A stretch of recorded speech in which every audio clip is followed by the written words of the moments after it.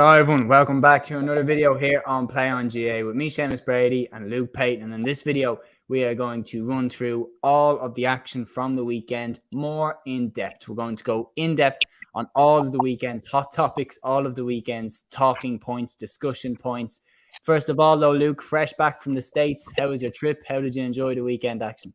No, brilliant, and delighted to be back. And I managed to keep track of it over there as well. Although early starts, 8 or 9 in the morning, so I have to watch it as well. But the GAA Go, I was one of the few people not complaining about GAA Go. I think over while I was gone as well. So glad to be back and stuff as well. But geez, what a weekend as well to come back to as well. Without doubt. I mean, we're going to dive straight in with the 2 Munster games because, as you said it to me off air, 2 games that you've never seen such good games, on the same weekend. Sorry, I'm getting my words messed up there. Starting with the thriller that ended in a draw between the All-Ireland champions Limerick and Tipperary, 25 points each from Semple Stadium in Thurles. And just the ending to this game was so dramatic. First, you had Seamus Brady looking like he could have given Tipperary the win. Limerick immediately equalised with Graham O'Cahy. Then Tom Morrissey put them in front.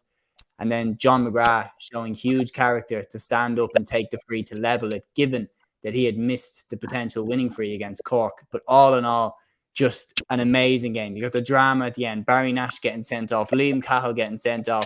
Crazy scenes.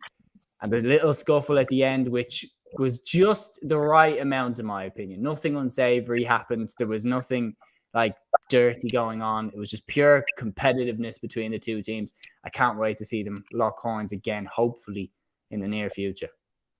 Yeah, look, and I think you briefly mentioned it there, the tension for the last 5 minutes as well. You could feel it watching it just in your own sitting room even as well. I can't imagine what with about 40,000 plus in Thurles, what it was like in there as well. That it was absolutely it was nearly painful watching it. It was that tense. I think it was just a fantastic game, really, all told. The matchups were really, really good. It was a bit of a throwback, kind of man for man, and in a way, I think both teams kind of might be somewhat relieved to come out with it as well, because for large parts, Tip looked like they had Limerick's number. Then Limerick get back in front as well, and look, Tip have to save, I suppose, the point in the end with John McGrath, and it's just a fantastic advertisement, really, and so many talking points in it as well. So much stuff we see, straight off the bat, Liam Cahill making 4 subs.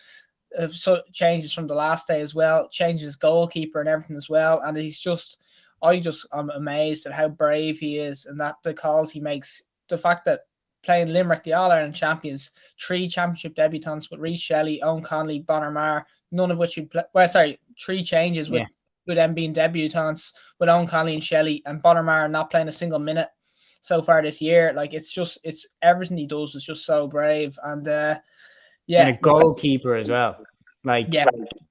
You saw what happened with Eamon Fowdy and Clare when he played against Tip. How much it cost Clare, the mistakes that he made in his debut. That was just pure nerves. But I thought Rhys Shelley actually had a really, really good game. Yeah, no, look at his, because I think they were saying on commentary a little bit. I think it might have been Michael Dignan. I think that was on commentary anyway. Was saying that that at the start, the first 20 minutes, that he was kind of losing a few anyway, but after that he was absolutely faultless, and it was like on a laser as well. And we've seen a little bit of Shelley in the Fitzgibbon Cup, that he's one of these keepers that comes out, he'd always rack up a few scores as well from long range frees, and what a debut he had. But just to touch on it as well, Tip got an awful lot right. I think they got I don't think we'll ever see Hegarty and Lynch so subdued ever again, really. And just some of those man-marking jobs they did, particularly Dan McCormack on Hegarty, just seemed to work really, really well. And I think they'll be, I think in the end, they'll be delighted to come out with a point here now as well. But then at the same time, they know that's a game they could have probably won that as well. But if you look at the players Tip are missing at the moment as well, all the injuries they already had, throw in Jason Ford in there as well, to be drawn with Limerick 25 all, I think I think it shows the progression that they've had since last year under Colin Bonner it's frankly ridiculous, really. Oh yeah, it's absolutely crazy to see that these are the same players nearly to a T that looked so off the pace last year. Their fitness levels have just gone through the roof. I think that's the main thing that we were looking at here, and I will get into where it really impressed me the most was I completely agree with you. What you're talking about, matchup. The job that Dan McCormack did on Gerard Hegarty was just outstanding. I've never seen Hegarty that taken out of a game in my life. He was completely put to the side by McCormack. Keane Lynch as well, taken off. Like Keane Lynch and Gerard Hegarty taken off. Like when will we ever see that? Shane Flanagan taken off. Like key players for Limerick over the past 2 years taken off. But the other thing that I will say is that the main thing that it's so clear to see, as well as the confidence going up, as well as the skill going up, is Tipperary's fitness and their endurance has clearly gone up, because immediately after halftime, when Limerick came out and hit those first 4 points in a row, I got quite a flashback to a certain 2021 Munster final when Tip had Limerick in the first half. Limerick came out and blew them away in the second half in an awesome performance. But the way that Tip handled it this time, they immediately got back in front of Limerick and held the lead again for another 15 minutes. Hugely, hugely impressive, and showed more composure than a 2019 side that on paper had more experience in them. The Mars were still there. Like all these types of things. Just outstanding composure and fitness to immediately arrest the Limerick momentum. Definitely, and I think you could even just go as far back as the league final this year as well, where the exact same thing happened as well, where Tip went in about 3 or 4 points up at halftime, like they did here, and then Limerick blew them away in the third quarter, and that's the end of that. But like I think it was one of the new players kind of marked it. Brian O'Mara went down with an injury, you could say anyway, and that's exactly what everybody's been calling out for the last few years, was that somebody had to just show a bit of leadership and go down, slow it down, just find a way to slow it down, take the kind of sting out of it as a little bit as well. And the other key moment, I think Bonner made a turnover where I think it was, I'm trying to remember who was coming out with the ball. It might have been Kyle Hayes was coming out with the ball, or Barry Nash would have been as well. Well, anyway, he was beaten to the ball anyway, and then I think it was Nash tries to flick it up into his hand, and Bonner wins the free as well, which Garage O'Connor knocks over, and all of a sudden kind of the momentum seemed to go a little bit from there, because like I think having gone in 3 points up at halftime, I think by the 39th minute, Limerick were up by a point. So the fact that Tip managed to kind of stop that momentum as well and keep it go score for score with Limerick after that as well was a very, very encouraging sign. And like I think as a mentality kind of issue, I think that is a huge monkey off Tip's back, and that if they can if they can put that kind of past us, this kind of fear of Limerick a little bit in the third quarter, if they can get over that as well, with players like Ford coming back in as well, like I think look, they'll feel a lot better about facing Limerick in future. Oh yeah, without doubt. The only thing then that we also have to give Limerick credit for, though, is like he clearly doesn't have bias. If you're not performing, you're off. Like Keane Lynch, Gerard Hegarty, if there's anyone whose reputations should have kept them on the pitch, you could say it was those two. But they were gone. And really at the end of the game, some of the performances from Limerick players to keep them in the game was outstanding, particularly, in my opinion, Dermot Burns' performance towards the end. He was winning key possessions and scoring outstanding points when they really, really needed someone to step up. I thought the hurler of the year last year really led from the front. Yeah, definitely. And I think it's kind of becoming a team a little bit this year that Burns and Morrissey seem to be doing a lot of the heavy lifting for Limerick at the moment, and that a lot of players for Limerick probably aren't hitting the same level of form as what we're used to seeing from them as well. And I think, Morrissey hit some huge scores coming down the end, won some key ball too. And look, Burns hit those long range scores as well, exactly when he was needed. He's an absolute wall at right half back as well that you just can't seem to pass. Like, so yeah, I think those kind of players are really, really standing out. Will O'Donoghue had a good second half too. I thought he really brought the fight as well. But like, there's so many of them are kind of underperforming, like you said, that we're so used to seeing better of. And it'll be an interesting one for Kylie going forward for the next day out against Cork, and 6 days from now anyway. It'll be I think we could see a few changes, because I think Mike Casey in the corner struggled. I think Richie English could be in there. I thought Casey got an awful roasting by Jake Morris, and and then like especially as well, I think Cathal O'Neill looks really, really good. I think he played a lot out around centre half forward, and I wouldn't be surprised to see him out there again. And we'll see what he does with Keane Lynch, whether he backs him, and we'll see what he does with Hegarty as well. Because if I wouldn't be shocked if there is a change there, because it just doesn't seem to be working for them, and it's kind of remarkable to be saying, because I probably ranked him as the number one hurler in the country coming in, but Hegarty looks like torn of confidence. He looks to be completely like flat from whatever, even that kind of attempt in the second half when he's bearing through in goal, and many people are just saying to him, tap it over the bar anyway, get yourself into the game. And I don't know if he went for goal or if that was just such a scuffed effort that it kind of dribbled out wide as well, and that just epitomized his game, that he just looks completely torn of confidence. And I don't know if all the early red card, the rumors, if all of that's kind of getting a hold of him a little bit, because he just doesn't look himself whatsoever. Well, that's it. Like, I don't necessarily think it's a confidence thing. I think there's an element of like that they're just exhausted. Like, I don't think, and I'm being honest saying this, right? And look, this is going to sound a little bit maybe on the deluded side. Potentially, it's definitely a hot take. I think that Limerick run of victories up until the Clare one was as impressive a run of victories as I've ever seen. Because, like, let's be honest here, Kilkenny's 4 in a row. Every year that they did that 4 in a row, they had pretty much an easy run through Leinster. And I'm not for 1 second taking away from how extraordinary that achievement was. But they always had an easy run through Leinster. And then when it got to the semi-finals, that's when it got difficult. Same with the Dublin footballers. An easy run through the Leinster Championship where they basically got to play a B team. And then it got serious at the semi-final stage. For Limerick, from minute one, every year, there's a target on their back. From minute one every year. And it's not like these lads have just been on the road since 2020. They've been on the road since 2018 when they won the All-Ireland against Galway. 2019, they lost it. 2020, they won it back. 2021 and 2022, they were undoubtedly the team to beat, and they managed to beat everyone that came at them. You think how good that Clare team is, and Limerick still held them off. You think how good Tipperary are, Limerick still held them off. Kilkenny scored 226 in the All-Ireland final. Limerick still beat them. Like, Limerick have gone through every type of challenge that you could possibly face, and they have still overcome it. And in my opinion, they've had harder years than any team across any sport that we've seen in Gaelic games, in my opinion. Because from minute one of the championship, they have been tested to the absolute max, in my opinion, by Clare, by Cork, by Tip, by Kilkenny. Like, the level of hurling, in my opinion, has never been as high as it is right now. And I feel like because of that, they're just exhausted. These top teams all have one goal in common: beat Limerick. Like, they all want to beat Limerick.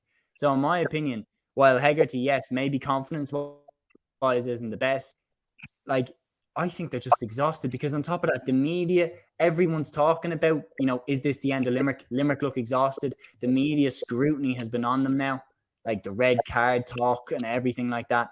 The Aaron Gallan stuff at the start of the year. Was he going to come back? Was he not going to come back? Like, it just must be exhausting. And I think that's what is happening to the players. I think they are just exhausted.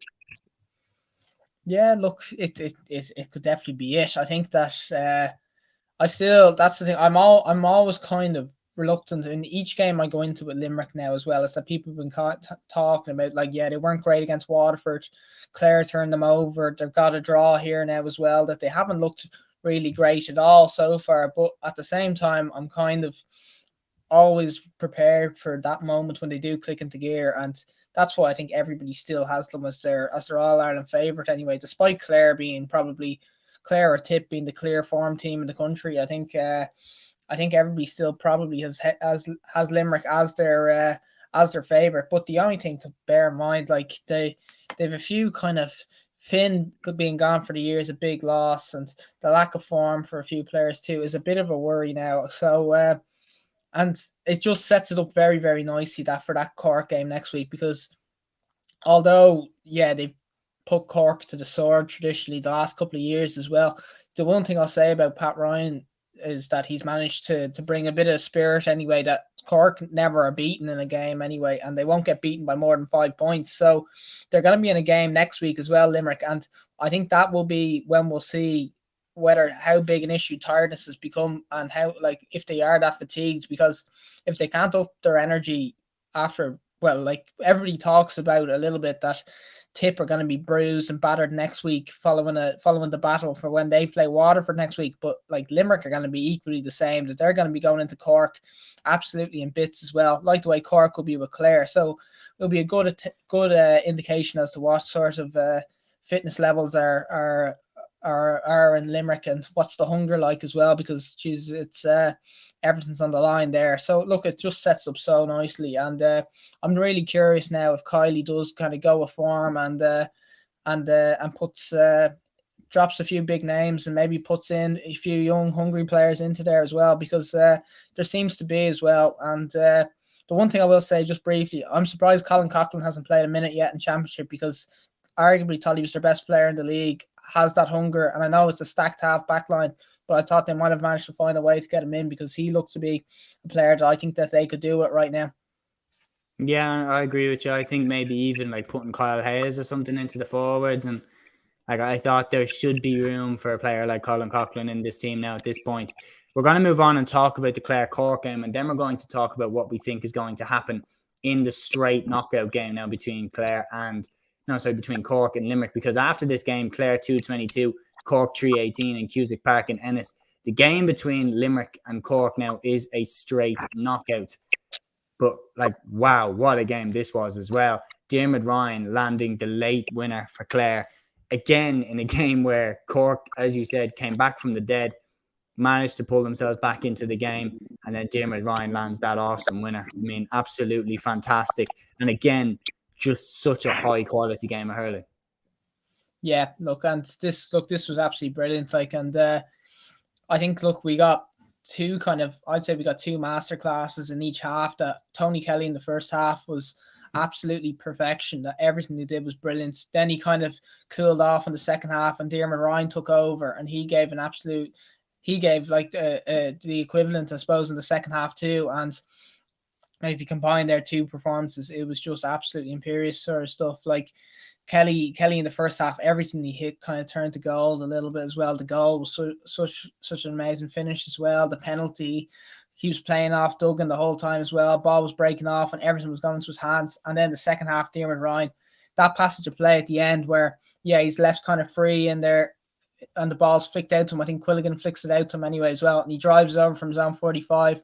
Then Cork anyway, after the whole Tony Kelly falling over free instance as well, then it's drives out the other end of the field, and Barrett goes up with Ryan, and Ryan catches it. And that kind of image of him running with the ball anyway, with the sliotar in his hand as well, Jesus, the emotion that he must have felt there, like it's he essentially won that game from on his own the last couple of minutes. So he just took that game by the scruff of the neck. So yeah, look, Clare stepped up in the big moments, but yeah, Cork could be disappointed now a little bit. I know Pat Ryan was saying he was saying that like a draw was as good as a loss for them with the way the last fixture is going to work out. But they would have liked to have taken something from it with the way the comeback went. But I'll probably touch on this for a second. I do think the Cork probably I think their selection probably let them down a little bit, and the way they lined out the team probably is what cost them that game. And a game with only 1 point in it, I think it was pretty costly. And I think Pat Ryan. What do you think their selection mistakes were? I thought Tommy O'Connell at halfback was just the wrong call on the day. And like, yeah, he's been great all year, and that he's been really, really good as well. But like that kind of call where when Tony Kelly went in the full forward line, Niall O'Leary picked him up, which is fair enough.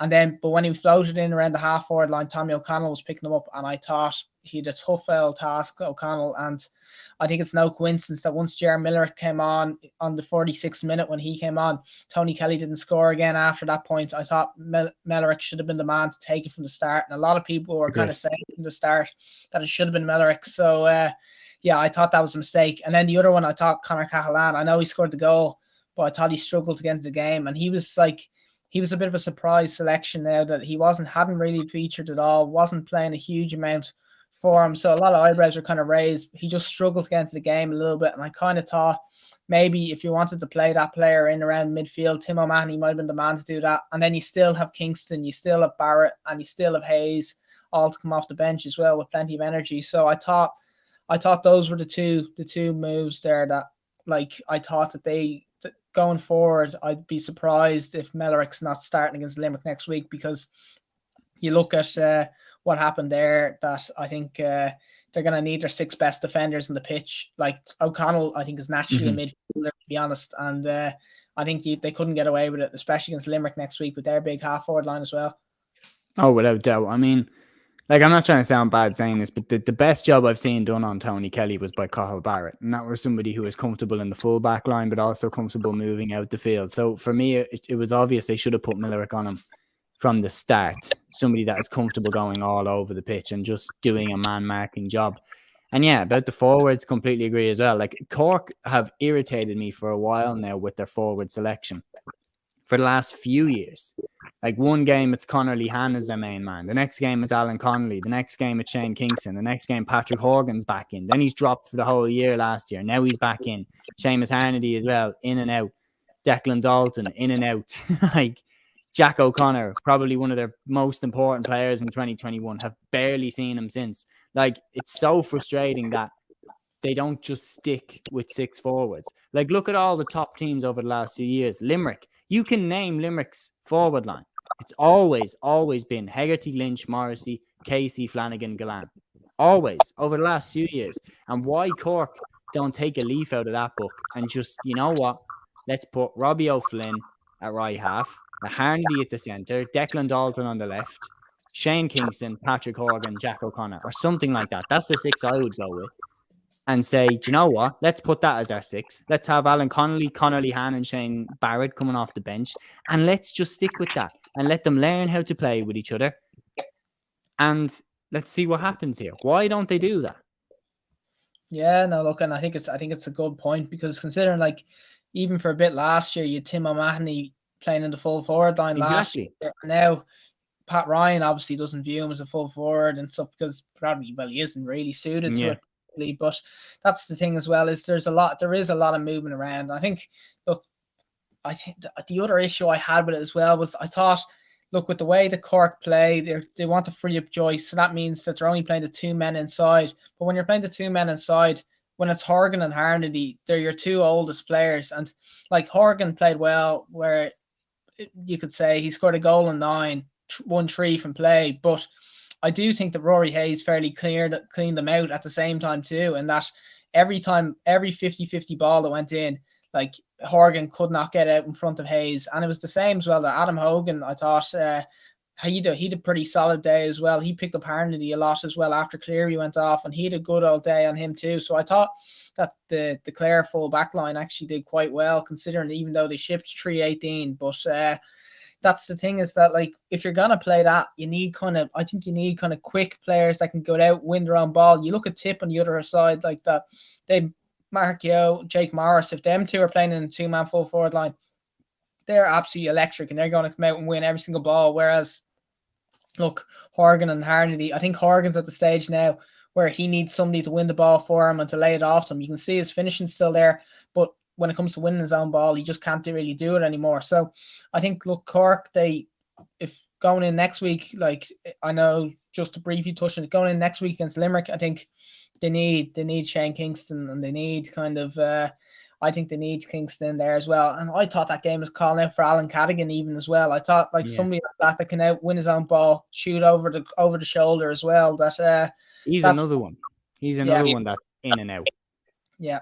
Yeah, no, look, and they've so many options, and that might be the problem here, is that I'd say you could pick 30 players in Cork that are all of nearly equal ability to each other. If you're picking teams B teams, and you had all them playing each other as well, I'd say Cork would probably win the All-Ireland with their B team. Their B team is the best B team in the country, I'd say. Like, I don't think anyone could really probably dispute that with the sheer talent they have. It's just that when it comes to superstars and a player that you'd say is a really, really elite player, Clare, you go through their team, you point away straight away, you say Kelly, O'Donnell, Aidan McCarthy, Ryan Taylor, Dermot Ryan, John Conlon, all of these all of these fellas are superstars, whereas Cork, not really sure if you can really think of any at all, to be honest. Now, maybe Kieran Joyce, and that's the only one I'd say. Yeah, it's an interesting point for sure. And so yeah, that loss to Clare puts them in a straight knockout game against the All Ireland champions. They have it all to do. They have to go down to the Gaelic grounds and beat Limerick. It's as simple as that. Limerick versus Cork prediction. I mean, what about this? Time to really nail your colours to the mast here. Like in my head, look, no matter how good Cork have been, no matter how off colour Limerick have been, I cannot wrap my brain around the idea that Limerick could get knocked out in the Munster Championship. I just can't fathom that.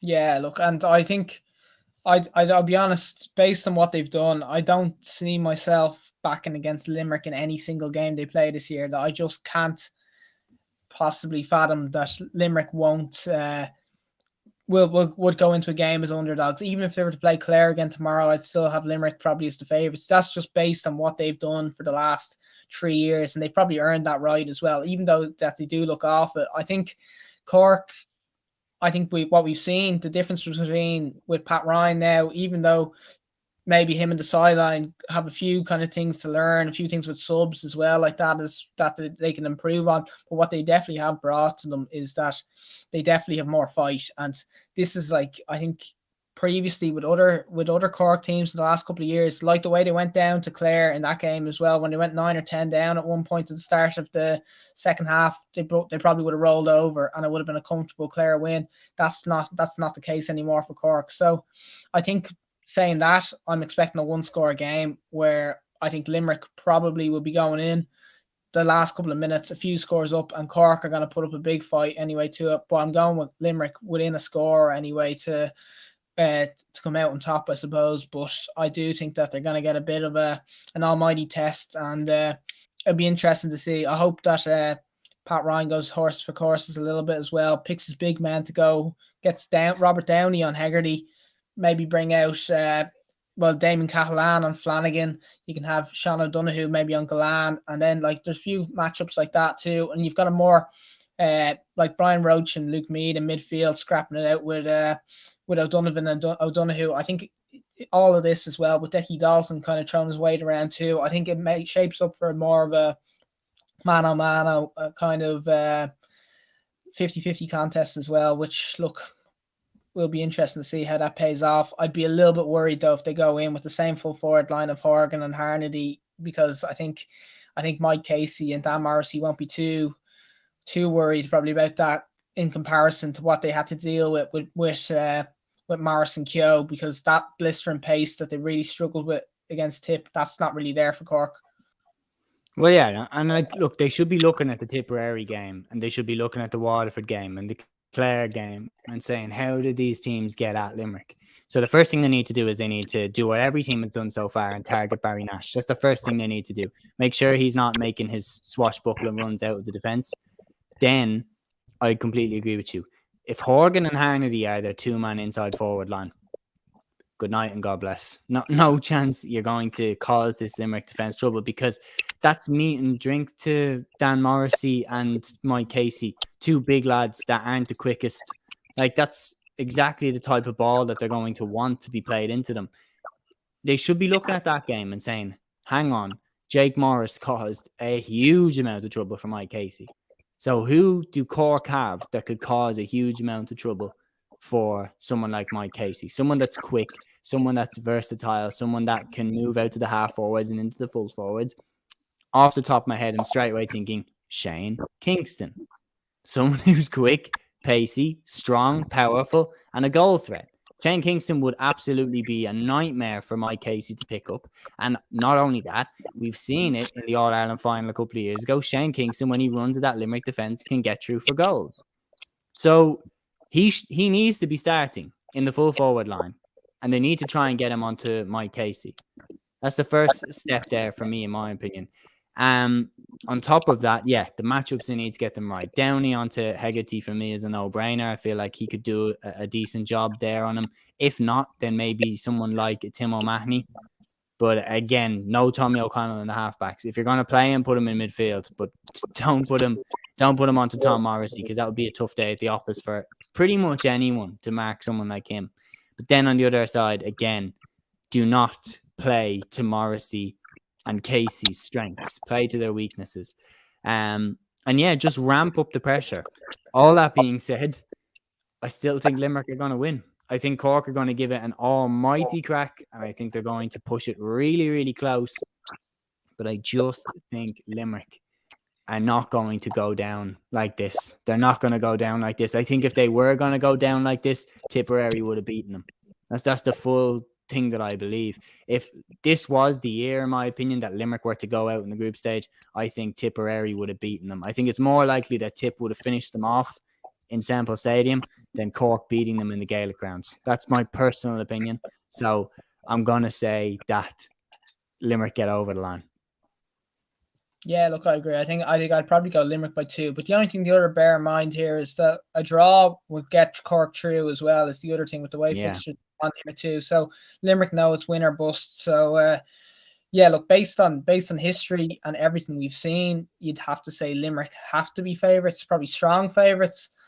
But look, we know this has been we've seen some mad Munster round robins, but like this has already been the maddest by far. Like this has been absolutely nuts. That everyone can beat anyone except Waterford, of course. But like every team is right there or thereabouts, and it's just unbelievable stuff as well. So yeah, like I know slagging off Waterford a little bit too. I wouldn't, if I was Tip, I wouldn't be going into that with complete hope too as well. Like well, just saying that certainty, yeah, complete certainty going into that as well, because look, Waterford did get the break off as well. They're playing with there's no shackles on them whatsoever. I think you might see Davey might throw in the likes of Patrick Fitzgerald, players like that as well that actually are really exciting. I'd say you might see a more conventional shape for Waterford, that they'll cut out some of the mad stuff as well, and they might just have a go for it. And look, you have to bear in mind Tip few heavy bodies as well after playing Limerick too. 7-day turnaround.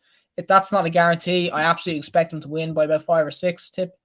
But at the same time, look, I wouldn't be putting the house on it definitely as well. Like a lot of people are saying the certainty of Tip versus Clare in the Munster final, but look, that's no done deal just yet. So yeah, look, 2 really, really good games to go. So I'll go with Tip by 5, and I'll go with Limerick by 2. Yeah, no, I agree with you. And then obviously before the action was shown, it was a bit of an interesting exchange in the studio. Donalogue versus the Joanne Cantwell. Now, obviously, like they opened up, and like I have to say, I was stunned at how quickly she just put it on him. Like I have to say, I'd never expected to see that on the RTE coverage. But that being said, and like I have to speak honestly, I really thought Donalogue came across like very condescending in his response. Like even his first thing of, "Did you watch the program? Did you know that?" He kind of seemed really like like that type of energy back at Joanne Cantwell. And to be fair to Joanne, she didn't buckle. She didn't back down. But I don't know, like I was more on the side of, look, you should have to explain why you said those things. Like you are the president of the GPA. You're the guy who, is one of the main people that looks out for the players in the GAA. And look, when Donalogue said that, he doesn't need advice from anybody in that field. Yeah, I agree with you to a point, but one bit of advice that you should maybe take, Donald, is maybe don't call a competition for GA players, the Grand National for non-runners or whatever that he called it. Like, I don't know, just a bit bizarre. What did you make of it? Yeah, look, the whole exchange was bizarre. I thought, look, it was clearly not. It was not scripted. His face, he was very like, "Whoa, you're gonna put it on me like that."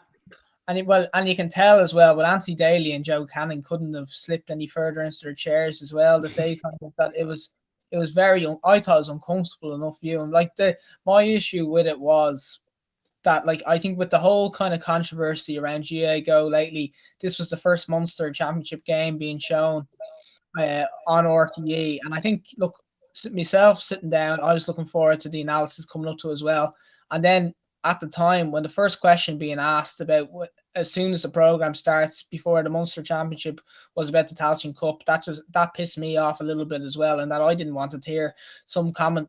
Donal Logue explain his comments. To be honest, I couldn't really give a shite what Donal Logue's comments are really on it. So when it came to like something that he said in an interview somewhere or that he wrote in an article somewhere, I didn't really care. Like, and I suppose their RT are probably looking at it now saying, geez, look at all the reaction we've got here now, all the mentions on Twitter and everything there as well. But it did rub me up a little bit the wrong way that when I was looking forward to kind of a bit of discussion on this game, that they ended up getting to a 5-minute kind of ego kind of debate before the start of the game over that, like, I don't know, just about some comments that were made in the podcast. But look, I think it made for good TV, I suppose, in the end. But I thought maybe it could have been done after the game or something like that, maybe at a different time rather than when look, personally myself, and I think a lot of people that were just looking forward to a game of hurling after not being able to watch the few of them on GAA Go, that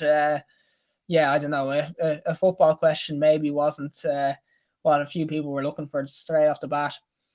Yeah, look, I would agree with you on that. I think maybe timing wise wasn't the best to have that as like the first thing that you talk about on the hurling show. I thought maybe after the game. But then again, if she had asked it to him after the game, people would have said, well, why are we not talking about the analysis of the amazing games of hurling that have just happened? Like, I feel like actually that would have been the only time that really would have been appropriate to bring that up. Because like she's not going to bring it up after the game when imagine if after the games that we got, the Clare Core game and the Limerick Tip game, can you imagine if she tried to bring that up then? Yeah, no, look, and it's a good point. I don't know. I didn't really feel. Or do you think she just shouldn't have brought it up at all? Personally, I didn't think that it should have been brought up. And if it should have been brought up, then maybe it could have been an agreed thing beforehand, that he could have clarified his remarks really a little bit. But I didn't feel the need for a Doesn't debate. strike me that he would have done that, to be honest.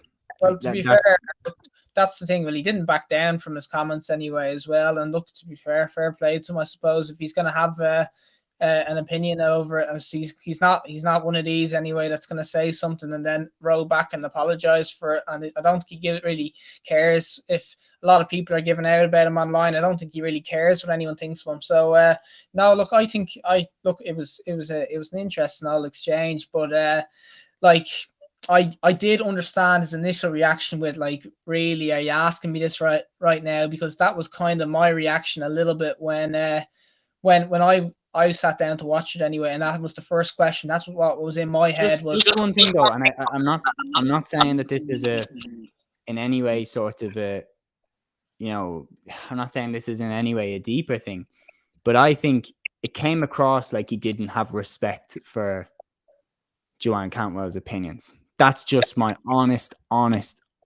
take, because I'm watching that thinking, I don't think you speak to Michael Lester like that. Do you get what I mean? If Michael Lester had to put something on him like that, I don't think he would have gone back at Michael Lester like that. Because Michael Lester owned that seat when he sat there. He did that job for so many years. Joanne Cantwell, still relatively new. I think she's very good at her job. And then she said that to Donal Logue. Donal Logue kind of spoke to her like, you don't know what you're talking about type attitude. And I don't think he would have spoke to Michael Lester like that. Yeah, no, look, I think there's definitely an argument for that as well. I do think a little bit at the same time, it did look a bit of an ambush as well, I thought, with the lack of preparation too. And look, I know personally myself, if I felt ambushed, I'd be a bit prickly as well in my response too. I do think there is a bit of that as well, was that, like, I haven't really ever seen this in the Sunday game before where, like, one of the pundits is kind of nearly called out for a comment that they made before. So I think everybody was a little bit shocked by it as well. Donal Logue's a prickly enough character, and like, this definitely isn't his first kind of exchange he's got into here as well. So I wasn't too shocked that he kind of reacted like that. I always kind of, I'd have expected him to kind of fire back a little bit as well. And I think a lot of people are calling him very arrogant, and he probably is very arrogant. But I think he probably felt he was being ambushed a little bit and fired back that way. And that was kind of my read into it a little bit. That I thought he was just defending himself a little bit, but no, look, it's an interesting exchange, and it's got a lot of reaction anyway as well. So in a way, I think RTE will be they'll be happy with it, but I'm not as big a fan of the whole kind of gotcha kind of analysis where people just kind of spring questions on people and looking to kind of make it felt a bit Sky Sports, I thought, yeah, I don't know. It's just it didn't really do it for me, to be honest. And I'd missed the old kind of Sunday game that we'd kind of grow up as well. I'd rather have the likes of Loughnane and Mulcahy and all them in the studio still. I just thought that all that was a better form of analysis. And yeah, like they still had their moments when they caused their controversy as well. But I just felt it was more real analysis. Whereas now I think it's all a bit more, I don't know, it's all a bit more scripted, and it's all a bit more for interaction and everything as well. And it's all for views. And yeah, no, I just think that analysis and the Sunday game in general it's going a really, really bad way, I think, at the moment. I just think that I'd really struggle to watch a lot of the analysis on it anymore.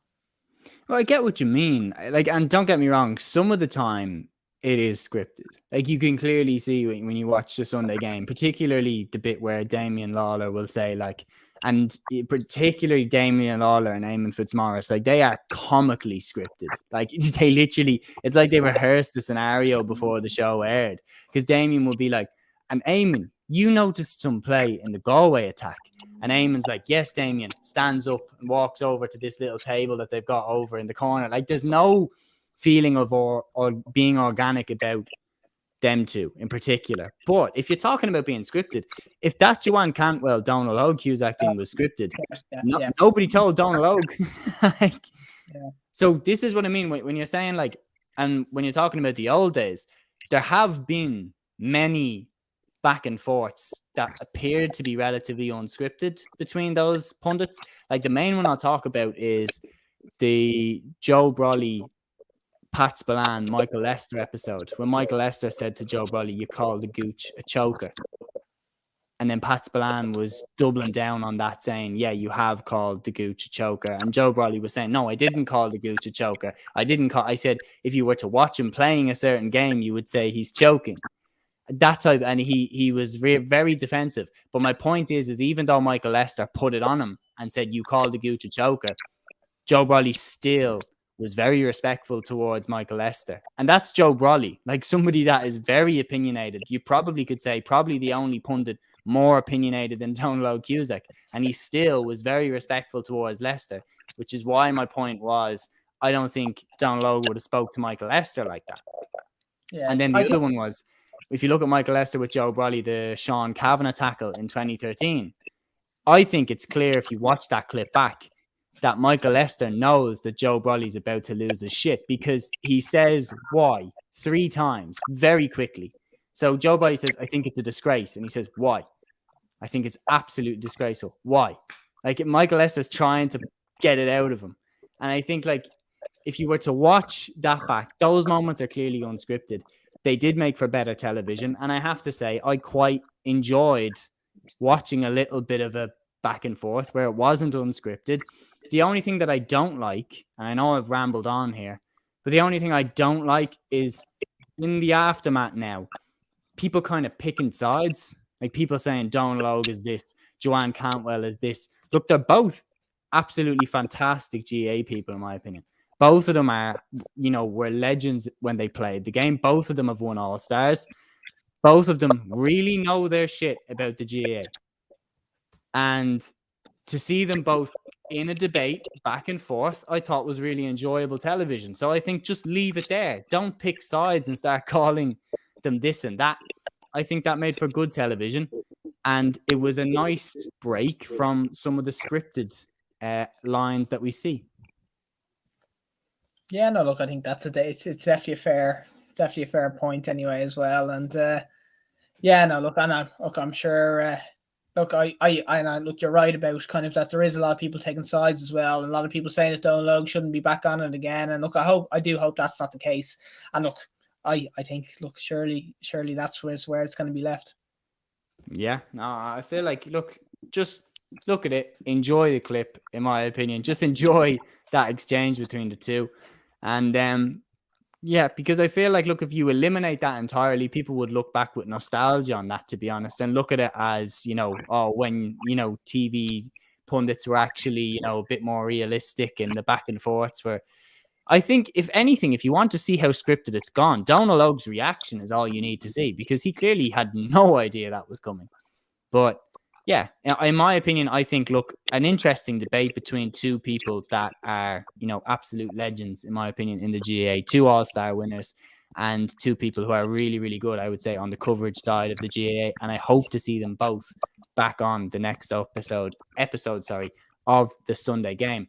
Speaking of stuff that was unexpected over the weekend, we're going to move across now to the Leinster Championship and talk about this game. Like, Westmeath 418, Wexford 222 at Wexford Park. A few things now that are just shocking. Wexford now are on the brink of relegation. Relegation from the Leinster Championship. And Westmeath were 16 points down at halftime. And they still won against the Wexford side that had the likes of Conor McDonald, Rory O'Connor. Like, what's going on? Look, yeah, very, very hard to know. I think, and it was even 17 at one stage just before halftime too. So, look, I think a few people have kind of doing a bit of a search on it as well. I've been looking online and everything as well. It's one of the biggest. I don't think there's a recorded example of a bigger turnaround in history, and like, this isn't just a turnaround of where a top side goes down as well. This is one of the so-called second kind of string teams, I suppose, in the championship. One of the teams that people were kind of chalking down as nearly a guaranteed relegation side. They are coming out and they're proving everybody wrong as well with a second half performance. And look, it's surreal, I suppose, from Wexford as well. That you mentioned the players that are playing, like Rory O'Connor, Lee Chin, Conor McDonald. So, like, it's absolutely bizarre how this has even happened. So yeah, no, it's kind of put into words, like how did this even come about, I suppose. And I suppose you look at I think as well, at about 63 minutes, I think it was, Wexford are still 8 points up. Yeah, they've shipped a good few scores there as well. They've shipped goals and everything like that, but they should still be closing that out. And yeah, missed the penalty as well. Yeah, and look, it was a terribly struck penalty by Jack O'Connor too as well. Really, really poor. Barely even reached the goal, you could even say. Like, it was it was just, the whole thing it looks a shit show. It looks an absolute shit show. And look, you don't want, the players have to bear responsibility too. But look, this is the end. Darragh Egan's done, I think, as Wexford manager. The public's turned. Perception as well is really, really bad. I think it's a formality. He's gone anyway as well. And look, then you just have to say, is there a big turnover of players needed? But at the same time, we saw earlier in the year when he tried playing the players coming through against Galway. I think it was against Clare in the league. When they shipped 622 or 623, something like that, and they were absolutely annihilated in that game too. So, look, I think it's worrying times for Wexford. But, like, to briefly touch on it, the permutations for next week, you look straight away, Westmeath versus Antrim in Westmeath.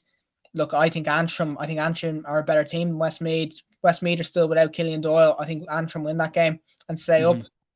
And then Wexford have to play Kilkenny, and I think that's in Nolan Park as well. So it is. Yeah. So look, it's in Wexford Park. It's in Wexford Park. But, like, you look at previous years that Wexford seem to have got results against Kilkenny, but I don't know. I think I think they'll need the mother of all kind of comebacks to get something out of Kilkenny next week. They know a draw I think will keep Wexford up, but, like, I think that there you have to look at it and say, like, we need a result here or else we're Joe McDonough next year, because, like, I think the other result's not going to go their way, so they're in big, big, big trouble. I have to be honest, I think they're gone. I think Antrim are going to beat Westmeath, and I think Kilkenny are going to beat Wexford. Like, just be honest, because you look at it, and that was, like, I've never seen a team fold like that in the second half. They just, like, as you said, with 7 minutes to go, they were still 8 points up. Like, how they let that go, how they let that slip is just beyond me. And now going up against the Kilkenny side that, put Dublin to the side, and a very motivated Dublin side. Like, look, Wexford did it last year. They managed to pull off the result in Nolan Park last year. But, like, Wexford was showing something last year. Like, they drew at Galway. Like, they only narrowly lost to Dublin. Like, they were still showing stuff last year. This year they've shown me nothing. And to be honest, I felt like the Dara Egan era was done at Wexford ever since that league game against Clare, because I was just saying, look, I don't care what happens. I don't care what time of the season it is. If you lose like that, like your time is pretty much nearly finished. And I think, again, similar with how I can't see Limerick getting knocked out of Munster, part of my brain thinks surely not. But, like, as you said, the only way, in my opinion, the only way that Wexford survive is if Westmeath beat Antrim. Yeah, I think so. And, like, I think even based on that as well, I think Antrim are just playing better stuff than Westmeath at the moment. Like, because Westmeath, like, you look into this game as well, like, they were 16 down at halftime, which, like, isn't a good sign whatsoever as well. Antrim ran Wexford very close, and it was a sustained 70-minute run as well that they were kind of score for score with them. And yeah, Wexford pulled away a little bit in the end. This kind of, like, look, it's a brilliant result for Westmeath, but it was a great second half for them as well, and probably paired with a Wexford collapse as well too. So they were held. Like, let's be honest, the two goals that Mitchell got at the end were easy as hell. Route one, launched in, catch, goal. Nothing special. Do you know what I mean? Like, Antrim won't give away goals like that.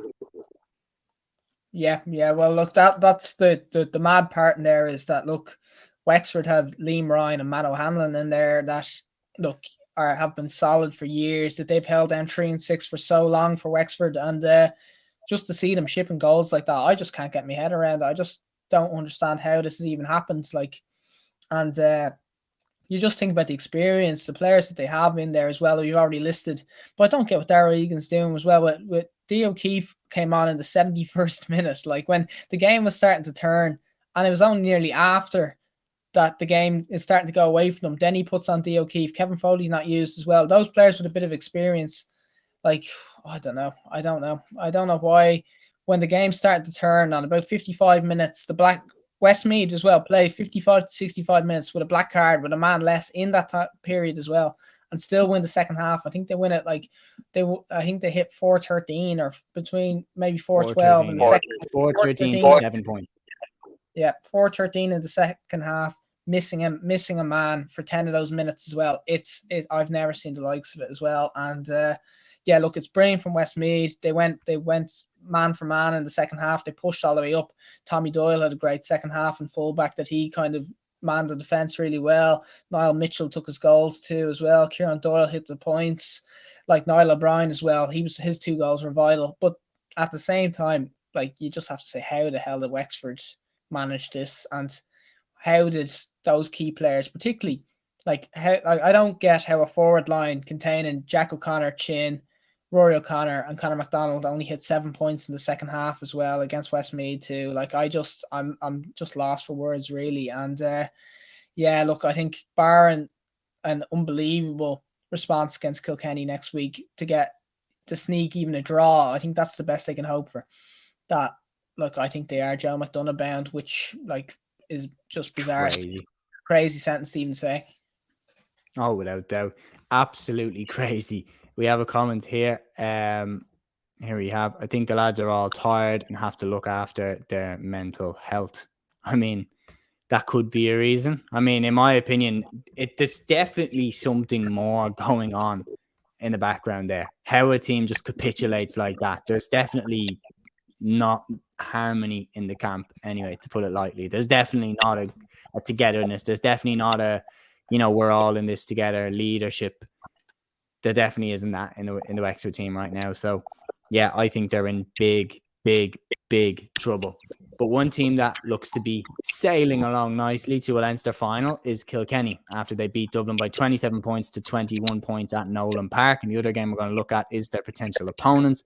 Galway 529, Antrim 122 at Pearse Stadium in Galway. So these two games, looks like it's going to be the two of these that will play each other in the Leinster hurling final. What did you make of these two victories?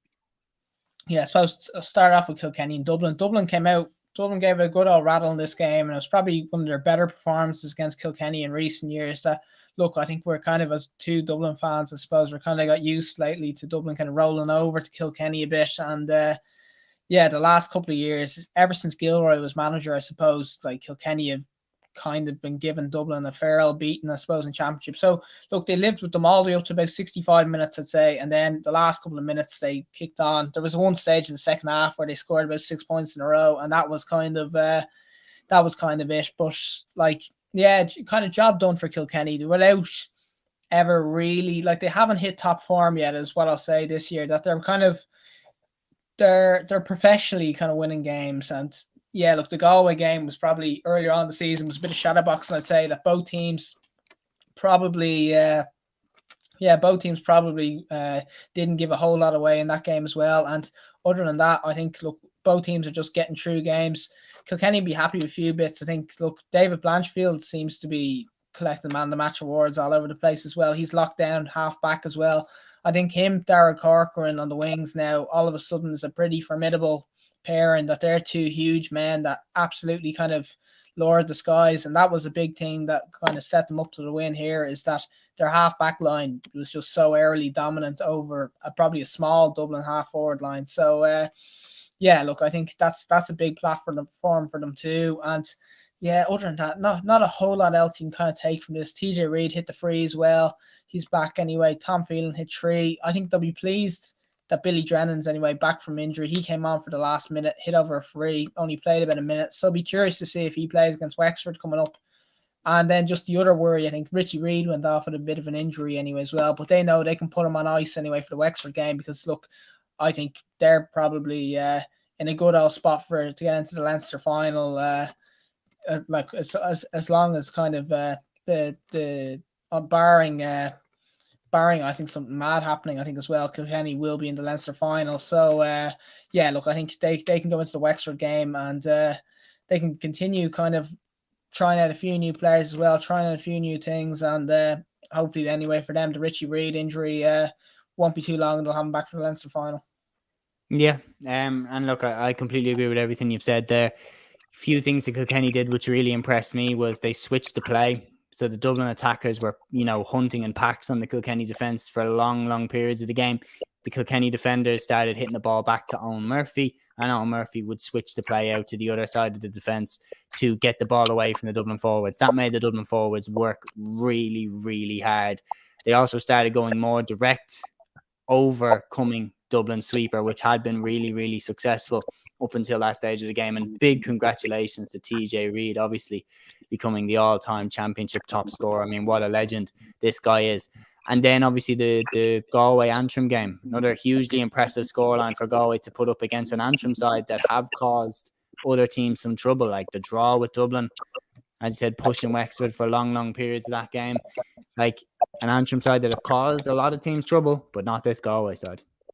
Yeah, and look, I think Galway, I think, are probably moving under the radar a lot, and they're kind of quietly going about their business. And look, you've seen the scorelines they put up, like the last day, I think they put 6-33 past Westmeath, and like at the time, everyone was saying just Westmeath, but you see, look, after what's happened, I suppose the last week, it's not to be sniffed at. They put 5-29 past Antrim. Like, this is an Antrim side as well that are being ultra competitive this year too. That Antrim are competing in every single game, so that's a big win for Galway too. I like some of their players that are coming through as well. Like this Declan McLaughlin in the corner now seems to be a find. That, like, the first that we kind of saw of him was when he came on against Kilkenny and he hits that last gasp score replacing Conor Whelan. He hits that score to draw it up anyway. The last day out as well, put up a big tally, and then adds on another 4 points here as well. He looks to be another good option in the forward line. And look, you look beyond that, Liam Collins as well. coming off the bench. He's consistently adding scores. I think he's about 1-6, 1-7 for the entire year now at this stage, just coming off the bench nearly. And then the other one, Kevin Cooney as well. He seems to be the player that Shefflin's going to back this year. And again, another goal and 2 points in back-to-back games for him as well. So all of a sudden, I think based on last year, the only thing I think that held Galway back last year was their lack of a bench. And immediately you point to them. Evan Nyland wasn't really even a factor last year, and he's already kind of playing at an unbelievably better level than what he was. TJ Brennan's in now as well. All of a sudden, you look at these players that I think Galway have found maybe 4 or 5 good players that can contribute later on during the year. So that was the big challenge for them, and I think Shefflin's found a few. So look, I think that they're definitely the dark horses coming in here. Nobody's really talking about the Munsters getting all the limelight here, but I think Galway, with the way they're going, I think they're the best equipped side in Leinster at the moment as well. I know Kilkenny were in the final last year, but I do like the way Galway are going, albeit the only thing I'd worry about here is the 2 injuries they picked up in the first half, Cathal Mannion and Fintan Burke. Same thing with Richie Reid. We'll see how long they're out for, because they're 2 absolutely key players.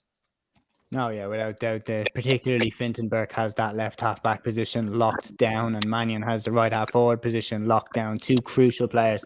But yeah, I'm the same as you. I really like the way that Galway are shaping up. So, finish with the hurling action. A lot of it to discuss there. Moving across now from the small ball to the big one. Going to Gaelic football, and really the standout result of the weekend, no question about it. Mayo messed that up. Mayo 119, Kerry 17 points from Fitzgerald Stadium in Group A. I mean, for a Mayo side that, like, considering that, like, Mayo got beaten by Roscommon, and we're having to watch all these other games, watch teams like Derry, Monaghan get talked up as All-Ireland contenders. And Mayo were just chilling there in the background and kind of got slept on for a few weeks. People weren't necessarily talking about them. By God, what a way to put yourself back into the headlines. Going away to the All-Ireland champions, who had David Clifford, by the way, in red-hot form. 8 points from the Foster man. Outstanding display. And Mayo still hugely impressive victory, and honestly should have won by more. You think of the goal chances that they missed. James Carr having 2 shots saved by Shane Ryan in the first half. Matthew Uran should have got one as well. Like, what a performance by Mayo. Yeah, no, look, it was brilliant. And they, like you said, they were full value for it. And I thought, look, Shane Ryan was very, very busy in the first half. And that was the bit that I think it caught everyone by surprise a little bit, was that, like, I think Mayo were, like you said, the 6-week break coming in here as well. Nobody really knew what to expect from them too. But they kind of went back to that league form, I suppose, that we'd seen a little bit. And maybe we talked about this before, was that going into that Roscommon game, they were coming up against a Division 1 side where there was a good chance they probably were burnt out as well. And I just thought, look, the energy was back there yesterday. Well, sorry, the other day anyway. And yeah, look, it was an entirely different team, I suppose. And yeah, look, I think, look, they were probably full value for it. Kerry did disappoint me a little bit too, though, as well, in that, I don't know, defensively wide open as well. And look, particularly in the first half, I know they had to make the raft of changes at half time as well. But I think you look at it, James Carr in particular, the amount of space that was being left from him. Ryan O'Donoghue was able to tap over points as much as he wanted as well. And look, unfortunately, Dylan Casey got hooked at half time. But I think it wasn't entirely his fault. It was the fact that 30, 40 yards of space was being left in front of him didn't help. So, well, that's it. And I hate when they blame it on the one defender. Like, look, don't get me wrong. Jason Foley improved his performances from 2021 to 2022. But Kerry changed their entire system, and Jason Foley was given a lot more cover. When it was 1-1, look at the Munster final in 2021. Brian Hurley roasted Jason Foley for a couple of goals. Like, because that was 1-on-1, and you got a fella like Brian Hurley running at you. Whereas, when Kerry played their defensive system last year, Hurley didn't get the chances to run like that. Damien Comer didn't get the chances to run like that. And Jason Foley was left going toe-to-toe with them, where they can't really run at him as much. And lo and behold, he had a lot more success. Him and Dylan Casey looked on the ropes in that game there. Yeah, no, look, they absolutely did. And that's why I was just a bit surprised, considering what we saw last year from Kerry defensive structure, that just wasn't there whatsoever. But look, I do think, look, it's hard to read into these games too much at the same time as well, is that the big caveat with these is does this result really mean anything? I don't know, because you look Because, I at mean, it. have Mayo showed their hand too early? Yeah, that's the thing. Is like, but at the same time, I don't think they did anything too complicated or too elaborate. Really, that like I think they just played standard conventional football. Really, that like they dropped back anyway. They got bodies back to defend, and then they played in the counter attack and played ball into the full forward line. It wasn't rocket science, so I'm a bit surprised that Kerry didn't play such as well. But I do think that look, Kerry probably know that look, the next two games they play, they're going to win. That's the reality. And for both teams, I'd say the next two games they play, they're going to win. So Mayo will probably top the group, and Kerry will go through second. And look, I don't think that we can read too much into this game really at all, because look, Mayo, it's a great win for Mayo at the moment, but look, that the reality is we're still so far away from the business end really of semi-finals, finals as well and stuff. We still have so many games to play before then that, like, yeah, it's a great start for Mayo. They should get through and top the group now. Morale's gonna be really, really high. There's gonna be a bit of buzz in the county as well. But like, they're gonna have to, when it gets to Croke Park is when we're gonna have to judge it. And I don't think Kerry will mind. I think Jack O'Connor will use this as an excuse to launch the rocket up their arses anyway and get them going now. He'll use this as their thing. And I tell you what, like, by the time they get to the knockouts, Kerry will probably be an entirely different animal, I'd imagine. Yeah, no, I completely agree. And then before we move off this game, talk to me about the goal. Owen McLaughlin, the timing, fantastic time. If you watch it, he loops back out, holds his run, and then dashes. Ryan O'Donoghue gives it to him. What a finish into the bottom corner. Yeah, look, absolutely. And look, he's known kind of for that now a little bit. The energy he brought off the bench as well is key. And yeah, look, Mayo all of a sudden they have a good bit of energy coming off. Like some of the subs like made a good impact coming in as well, that they do have. Like the fact that they can leave Owen McLaughlin in reserve is pretty ridiculous as well. Like what a player he is. Like, and yeah, they've been threatening to do it all game as well. Like you said, Carr probably should have buried a few goals, and yeah, they were creating goal chances of free will. So look, when the goal did go in, like yeah, look, that was the end of it, I suppose. But then at the same time as well, Kerry will feel they left a good few goal chances behind them too as well. That yeah, look, I think their execution was slightly off too. And look, yeah, I think great start. Ultimately, I'd say just great start for Mayo, and yeah, for Kerry, work to be done. But look, I don't think they'll be going crying too much about it. Yeah, Mayo for Sam, potentially 2023. Moving on to Group B. Galway 16 points, Tyrone 13 points from Pearse Stadium in Group B. As I said there right at the start, don't know why I repeated that. But Galway picking up a victory in a game where, again, some talking points. The main one, obviously, for me, the red card, Frank Burns, just no debate about it. He had to go for that. And the other one, the Niall Morgan black card. Now, that was highlighted on the Sunday game. People were saying it. Enda McGinley trying to not wear his Tyrone cap too much, but was saying, why were the Galway players not shown any cards for clearly, remonstrating with the referee and clearly cursing at the referee when Frank Burns puts in that tackle? Two reasons for me. Number one, we don't know what anyone said. And there is certain language in the rule book that gets you a black card over a yellow card. There is certain language, such as slurs, insulting language, threatening language, as to oppose normal cursing. Also, the Frank Burns challenge, in my opinion, on Jack Lynn was way worse than the challenge on Peter Hart. So I think they're the two reasons why Morgan probably got in more trouble for remonstrating with the referee. And Morgan remonstrated way worse. Like, he was way more animated than the Galway lads were.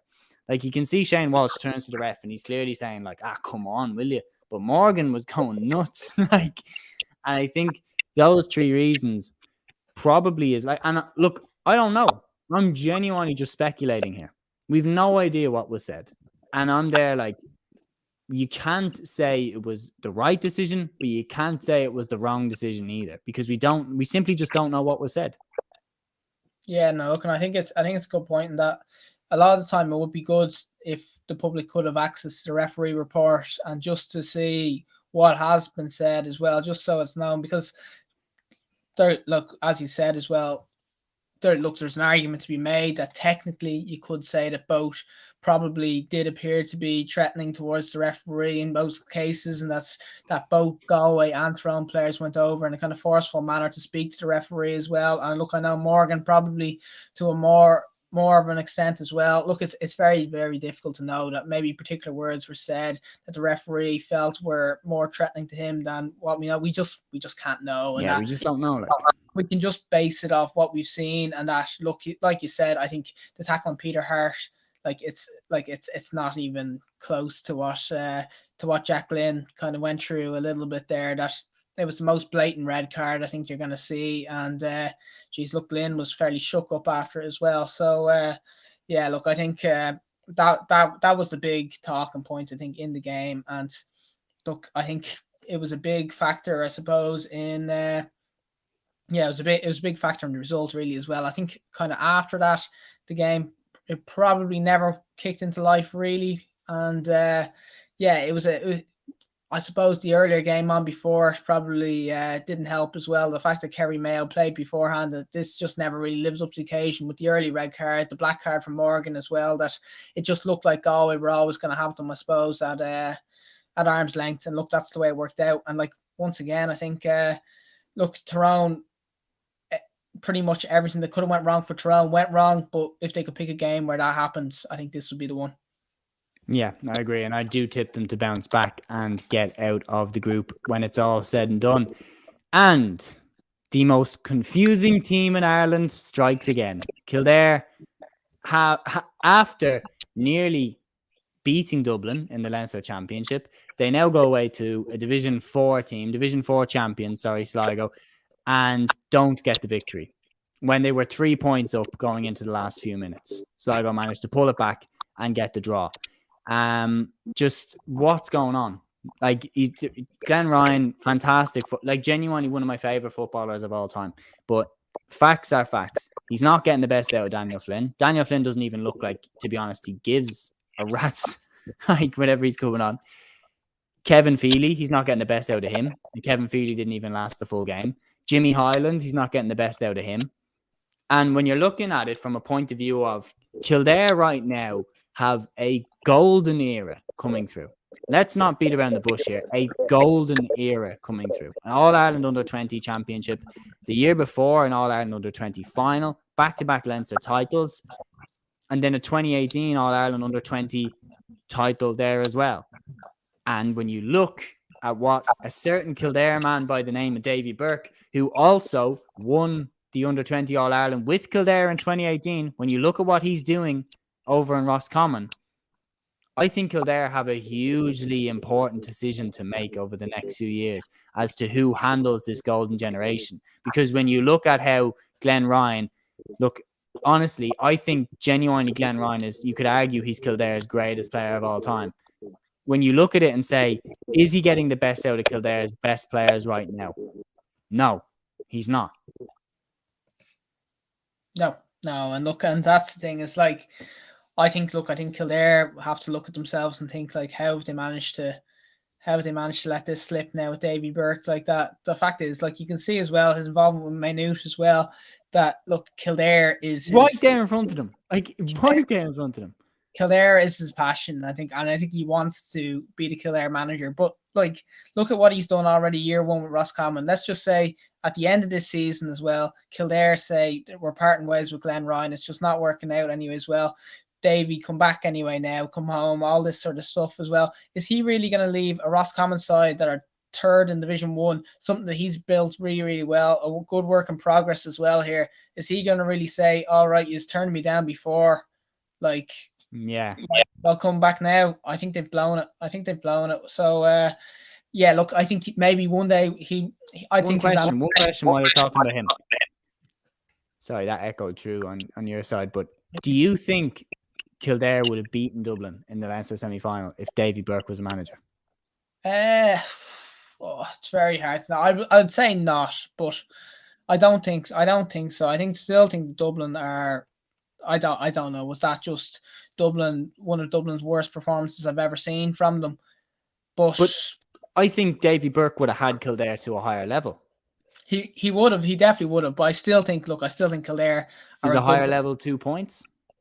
Yeah, but I still look. I think I can see it, but on that given day, perhaps. But I still think that look, if he came in, I think he'd need a good bit of work done to get up to Dublin's level. Still, I still think that 2 points probably is probably is a surprise results. Even still looking back on that now that they got so close to them there as well. But I just think. Look, I think if they're serious about wanting to return though to the top table, if they want to get back up to being a Division 1 side, a team that can kind of regularly compete with Dublin as well, and actually put it up to them and expect to beat them sometimes as well, I think look that would have been the better appointment. And like it's stuff like this as well though, is that look, it was a disaster of a league for them. It was like no sugarcoating it. It was a terrible league for them, and I think look, some of the teams they lost in the league was poor considering the quality of player they had. If you And say then if you were to say at the start of the league that they're going to lose to Louth quite comfortably, lose to Cork very comfortably, get annihilated by Derry, get lose to Dublin. I think that what did they draw with Limerick? yeah, and then I think they got a win against Meath to save the day, I suppose. But and Meath again, Meath and Clare, sorry, they beat to keep yeah, themselves alive. But that's only Meads. They beat a Mead side who are equally kind of In the mud. as like having their own kind of management issues and everything as well. So like I don't think Kildare, like it's very hard to say in an amateur sport, but I just don't know if Glenn Ryan's probably the answer there as well. And that you look at the quality of forward even they have as well, is that I just think that they should be doing a lot better. That some of these players are absolutely sensational as well. You talked about Kevin Feely there as well. He's gone from being talked about as one of the most dominant midfielders to barely, like, he was coming on as a sub when the game's pretty much like approaching the end against Dublin. He's barely playing anything here as well. He's kind of form has fallen off a cliff as well. Ben McCormick's not playing as well as he was just before too. You said about Daniel Flynn as well. Can't work him out whatsoever. Jimmy Hyland's kind of playing the bit part role now as well. That they just seem to be, these players that were showing so much promise just seem to be they seem to be stalling a little bit. And look, I think just like to analyze Davy Burke. No, sorry, to analyze Glenn Ryan. I'm sorry to say this. Anytime that a manager comes out that I've seen over the last however long that I've been watching sports, anytime that a manager comes out and just starts firing at anything, just literally starts coming out and just going, yeah, that's why we lost. This is why we lost. It's not my fault. That's a real sign of stress. And I'm not trying to say that he's lost control of the dressing room, but I do think that there are some issues there. Because if he's not getting the best out of his best players, and then they lose to Dublin in a really tight game. And the obvious thing is, well, if you got that close to them and you didn't have Kevin Feely at his best, you didn't have Daniel Flynn at his best. And let's be honest, when Daniel Flynn came in against Dublin, he changed the game. And the answer is, why didn't you put him on sooner? And it's just like, then for Glenn Ryan to come out and just start pointing the finger at they know people that work in the stadium and all this. Like, I was just listening to him thinking, it's a real trait of a manager that feels like he's not in control of the dressing room to start lashing out at anybody and everybody. Like, look at Jose Mourinho as an example. Anytime Mourinho is about to get sacked from a club, he all of a sudden starts pointing the finger at literally anybody and everybody. Like, look at what happened with Chelsea when he started going at the doctor, that came onto the pitch. Like, are we seeing signs of that, or am I overreading? Look, I don't know. Look, I think it's hard to know. But kind of, I just think that they just aren't playing to their potential. I think that's the big thing as well. And for whatever reason, I think you see plenty of teams like that as well across both codes where there's a caliber of player and they're not reaching that level. You look at Donegal at the moment. You look at teams like that where they're just they've got players to do better. You look at the Waterford Hurlers like that as well too. That sometimes these teams just with the player they have, they're just not able to do it, and that might just need a fresh face in management as well, maybe.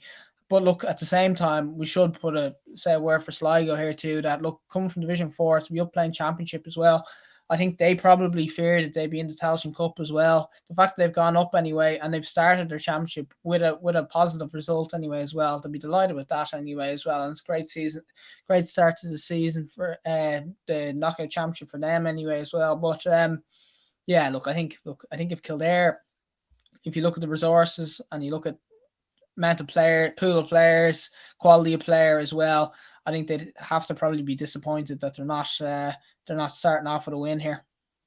Yeah, no, I completely agree with you. But Sligo, you have to give them huge credit. They took their chance. If they were going to get a result against any of the teams in their group, Kildare at home was the one where they would have got that result. Disappointed to have not won it as well. Now, with the position that they were in too as well, they would have no better chance to have got a championship win here too, though. So that'll be a bit of a bugbear for them too. Yeah, without doubt. And another team that definitely missed their chance was Clare. Like Donegal 14 points, Clare 9 points, at Cusack Park and Ennis in Group D. And like, look, genuinely, because Clare over the last few years have continued to just surprise you time and time again when you didn't think they could pull off another shock. They always do. I looked at that and thought, you know what? Donegal at home in the group. I was thinking, you know what? Clare are going to get out of the group. They're going to beat Donegal at home. And when they were 6 points to 2 up after Emma McMahon landed that point, I was watching the game thinking, well, I'm glad I backed Clare to go and win that game because they're going to. And then they just didn't.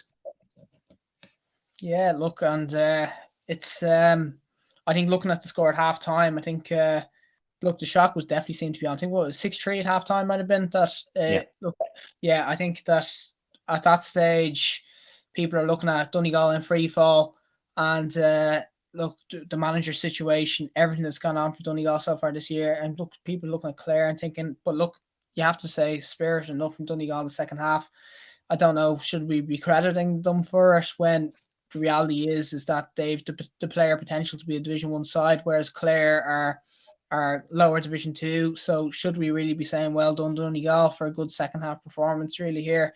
The players have really probably, like, I don't think they've probably covered themselves from much glory so far this year now, really, with the way everything's gone. So look, they got the job done, and it's a good start here as well. I suppose that look, they've got the points on the mark off, like points on the board here to start, but yeah, they looked in real danger for long periods of this as well. But yeah, I think it's all of a sudden you see you look at the players, you look at the team sheet as well. It's a very different Donegal side that a lot of these the big names, they're all starting to disappear all of a sudden, and just, you know, Donegal football's probably not in the greatest place. And yeah, look, they got the result here, but like I'd be shocked if Donegal make any sort of waves in the championship this year now.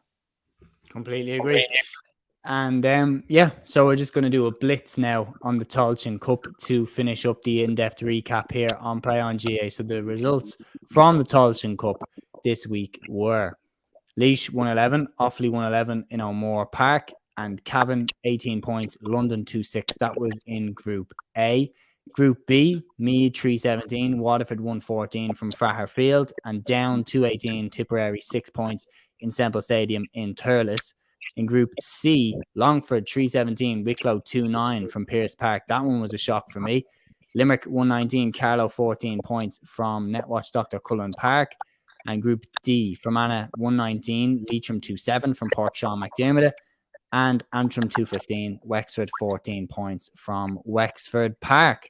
So, all of that, all the Tailteann Cup action this weekend, what is the main points that jump out to you from those games?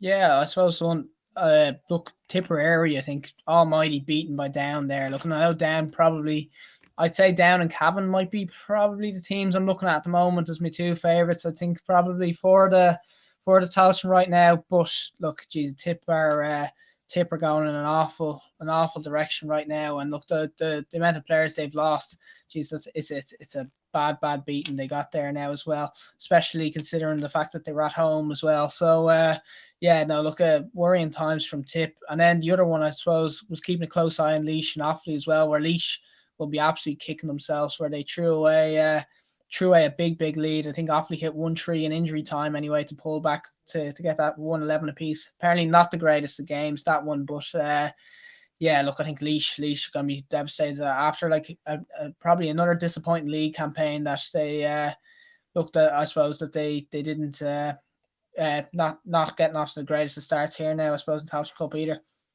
Yeah, and again, in my opinion, biggest shock from that round was how comfortably Longford beat Wicklow. Yeah, look, and I suppose Luke, they were 13 points up, like at one stage, 2-9 to 2 points. They were ahead. Yeah, look, and I think Wicklow after their league and everything as well, a lot of optimism as well.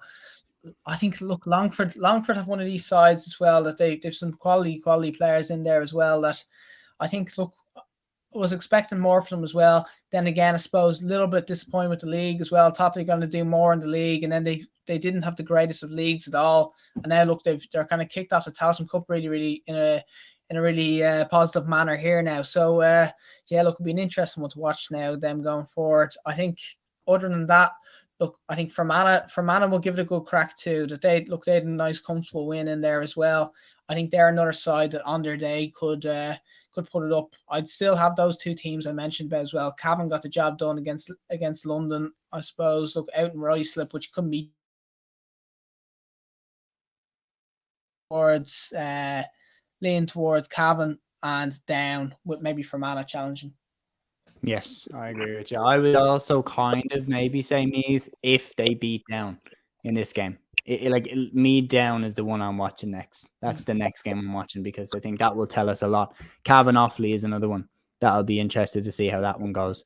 But yeah, guys, that is the full in-depth review of all the weekend's action. It's been around an hour and a half of debate. It's been a good chat, Luke. We got through it there in the end. But thanks, guys, for coming on today. Thank you all for giving us your time today. And until the next one, take care.